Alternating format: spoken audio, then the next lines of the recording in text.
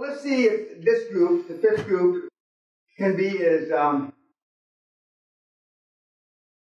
ignorant's the right word, as the first four groups. What case did we start with here? 9. Okay. I know a little about yours for some obvious reasons. And before, I'm not forgetting, but when you get in there and you listen to the other cases, this is not a sorority party. When you see something wrong, fucking speak up. It's like when you were, when the big fat guy came out to repossess your car. Remember?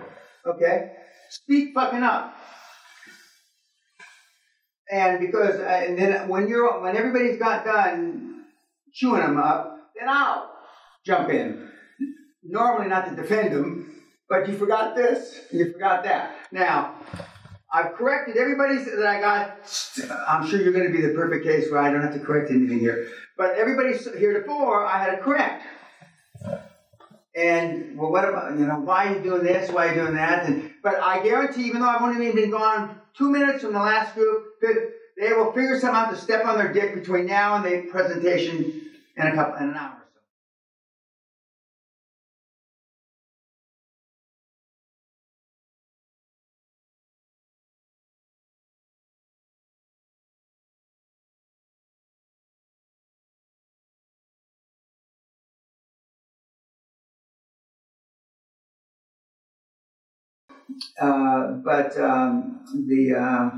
And we try to spread it out vis-a-vis education or lack thereof, being anal, engineering type, too much detail, no detail, etc. We try to spread it around.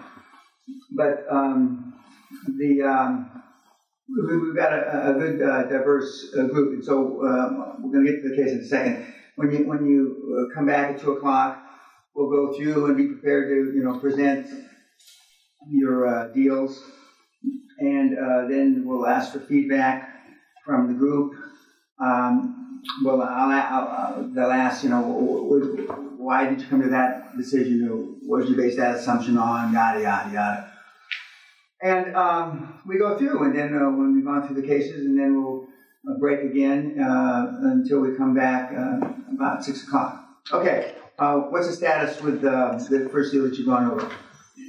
So we looked at, we're still in the process of looking at the second one. Okay. The first one we looked at was, we just went straight to the numbers. Actually, we talked really? about shocking! Bloody shocking!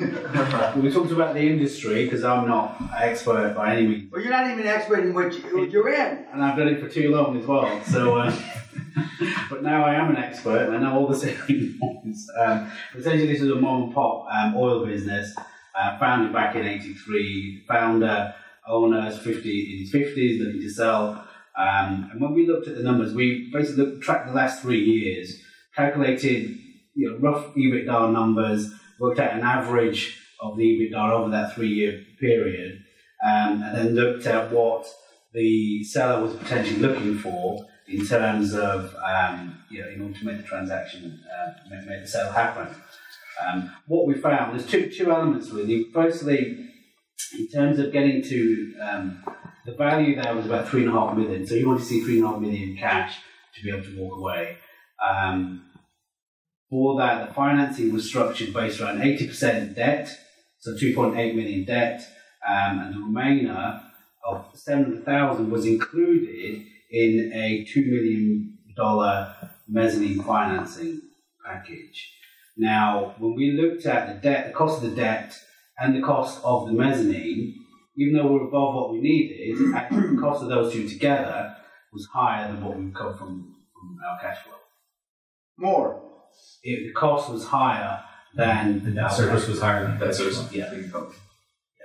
So, purely on the numbers, we took a view that actually this transaction shouldn't go ahead. Based on our formula, we said, okay, fine. We've done our analyses, even though it's an attractive proposition, on that level, using that structure of financing, it doesn't work. So we decided that actually we won't proceed with it. But what we did do as part of the group is then look at alternative ways of approaching this transaction, because it is actually on its own quite attractive. are there other ways that we could structure the financing? Go under financing. Yeah.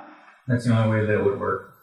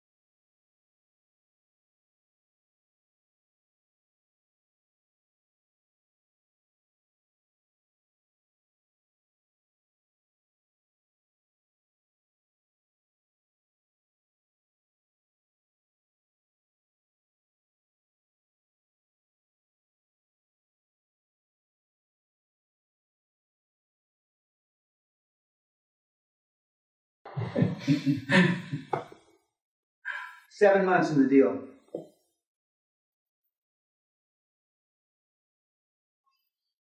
There's no reason to talk to him at all. Zero. Now, what about the second deal? Now, when everybody goes, another German deal. Don't tell me. The guy's 49. Now he's 50. Now, next, because even if the cash flow covered the debt service on the regular deal,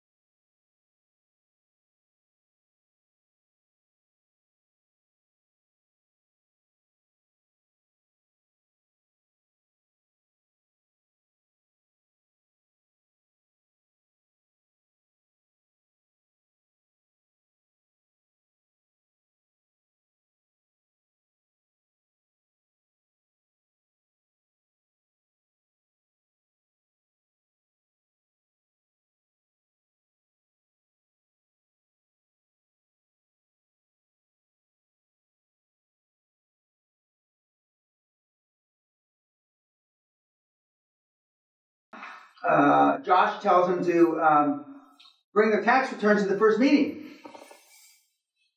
That's shocking. That's brutal in Britain. I mean, that would be shocking. Bring your tax returns to the first meeting? Well, we got to know if we got anything to talk about. Shocking, actually. Bring your tax, because then, and if they don't have tax returns, next. Call me back when you get your taxes up to date. 1 year in arrears is fine. 1 year in arrears is fine. But if you don't have tax returns, and very few people rely on their tax returns. They may rely on QuickBooks and this, that, and the other, but they won't rely on their tax returns. And there's a special deal the Inland Revenue and the IRS have. It's a snitch fund.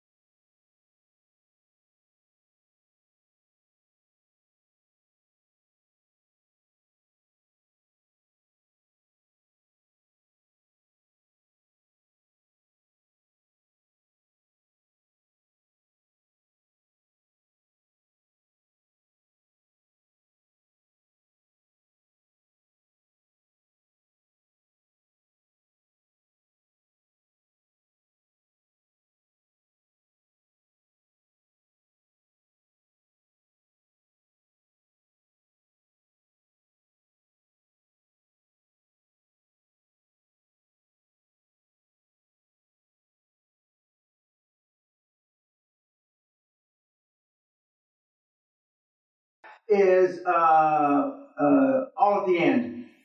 10 years, interest and principal at the very end. Okay. The next, and then so what's the next best after that? Okay. The next best after that is principal at the end, interest during the term of the loan. And of course, the very best is yearly or every 3 years for the interest. But I mean, then the next is interest and principal over the term of the loan. And but the non-recourse is, and I've seen guys get non-recourse money. And if you got one eye, you're black, you're Chinese, that all, it's easier to get it.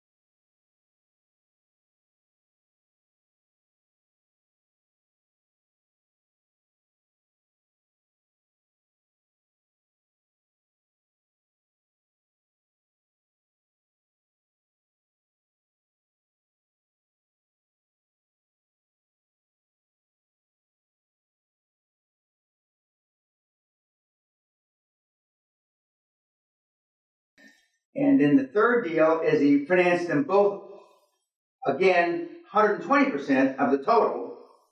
And then he just did another one, 100% owner finance. Of course, now that's all he asked for. And guess what? He's giving. Thank you for your time. Have a nice holiday. Click. I don't know how you say that in Dutch, but He must kissing a lot of frogs, building relationships with them. But now he knows it works. It took him 4 or 5 months because he happens to be well educated, you know, the right school, all that kind of shit, and polite. That's how you taught, you know.